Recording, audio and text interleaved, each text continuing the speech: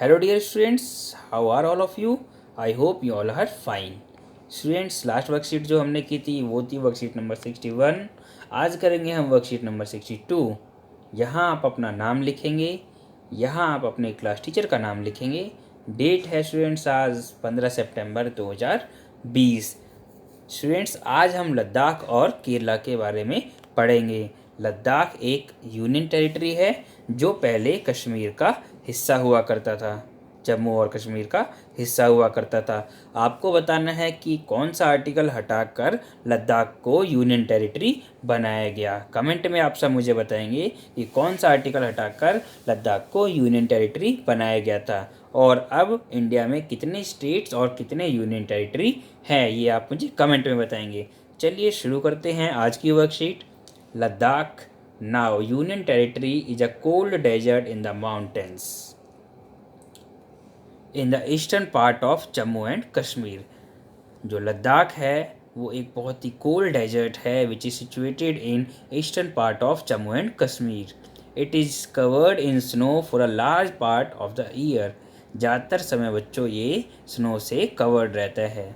There are very few trees that can grow in the region. और इतना ठंडा होने की वजह से, इतना कोल्ड होने की वजह से यहाँ पर ट्रीज़ भी काफ़ी कम होते हैं। For drinking water people depend on the melting snow during the summer months. Summer months में जो थोड़ी बहुत स्नो मेल्ट होती है उसे वो पीते हैं। People here keep sheep and the sheep in the region are special because they produce pashmina wool। Students यहाँ के जो लोग होते हैं वो शीप पालते हैं, अब शीप रखते हैं और जो यहाँ की शीप होती है वो काफ़ी स्पेशल है। क्यों? क्योंकि वो पश्मीना वूल प्रोड्यूस करते हैं। This wool is prized and pashmina shawls cost a lot of money. जो पश्मीना शॉल होती हैं वो काफ़ी महंगी आती हैं। The people in Ladakh carefully collect the wool of the sheep and sell this to traders from Kashmir। Ladakh के लोग इस वूल को इकट्ठा करते हैं, कलेक्ट करते हैं और कश्मीर के लोगों को बेच देते हैं, कश्मीर के ट्रेडर्स को बेच देते हैं। Pashmina shawls are chiefly woven in Kashmir. और कश्मीर के जो लोग होते हैं उस वूल से पश्मीना शॉल बनाते हैं। The people eat meat and milk products like cheese and butter.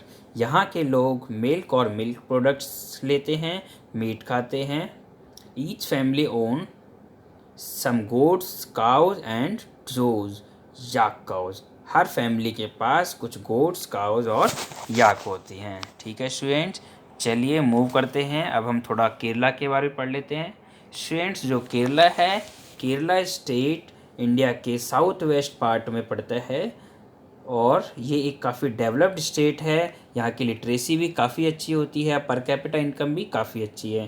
तो चलिए केरला के बारे में थोड़ी नॉलेज लेते हैं। Kerala is a state in the south west corner of India. Kerala India के साउथ वेस्ट कॉर्नर में है। It is surrounded by the sea on one side. एक तरफ इसमें सी है and hills on the other, और दूसरी तरफ हिल्स हैं। A number of spices like pepper, cloves and cardamoms are grown on the hills। बहुत सारे स्पाइसेस यहाँ पर ग्रो किए जाते हैं, जैसे पेपर, क्लोव एंड कार्डमम। बच्चों इंडियन स्पाइसेस की डिमांड शुरू से ही बहुत ज़्यादा रही है और यूरोप के जो ट्रेडर्स थे और ब्रिटिश भी वो इंडियन स्पाइसेस के लिए ही इंडिया में आए थे और धीरे धीरे इन्होंने इंडिया को कवर कर लिया। It's spices that made this region an attractive place for traders। और धीरे धीरे स्पाइसेस की वजह से ही इंडिया एक अट्रैक्टिव प्लेस बन गया ट्रेडर्स के लिए। Jewish and Arab traders were the first to come here. सबसे पहले यहाँ ज्यूइश और अरब्स आए थे। The apostle of Christ Saint Thomas is believed to have come here nearly 2000 years ago and he is credited with bringing Christianity to India. ऐसा माना जाता है कि सेंट थॉमस लगभग 2000 ईयर्स पहले यहाँ आए थे और क्रिश्चियनिटी रिलीजन को यहाँ पर उन्होंने धीरे धीरे फैलाया, लेके आए। Many Arab traders also came and settle down. धीरे धीरे बहुत सारे अरब ट्रेडर्स भी यहाँ पर आए और सेटल डाउन हो गए। Ibn Battuta who travelled here a little less than 700 years ago wrote a travelogue in which he describes the lives of Muslims and says that they were a highly respected community. Ibn Battuta यहाँ आए थे लगभग 700 years ago, तो उन्होंने लिखा कि Muslims को यहाँ पर हाईली रिस्पेक्टेड कम्युनिटी माना जाता था. The Portuguese discovered the sea route to India from Europe and Vasco da Gama landed with his ship here. बच्चों, वास्को डिगामा ने इंडिया का रूट खोजा था. इंडिया का जो वाटर रूट है यूरोप से लेके इंडिया तक वो खोजा था. चलिए इसके क्वेश्चन आंसर्स पर नज़र डालें. On the outline political map of India show your home state. आपको बच्चों यहाँ पॉलिटिकल मैप दिया हुआ है इंडिया का, इसके ऊपर आपको अपना होम स्टेट बताना है. कुछ हो सकता है हरियाणा से हो, कुछ यूपी से, कुछ बिहार से और बहुत सारे दिल्ली से होंगे, है ना. तो आपको अपने होम स्टेट को यहाँ पर आउटलाइन करना है. Gather some interesting information about your home state and write down in your notebook. आपको अपने होम स्टेट के बारे में कुछ इंटरेस्टिंग इन्फॉर्मेशन गैदर करनी है और अपनी नोटबुक में बताना है, व्हाट्सएप ग्रुप में बताना है. India is a country of unity in diversity. Explain students. India एक ऐसी कंट्री है जहाँ पर यूनिटी इन डाइवर्सिटी होती है.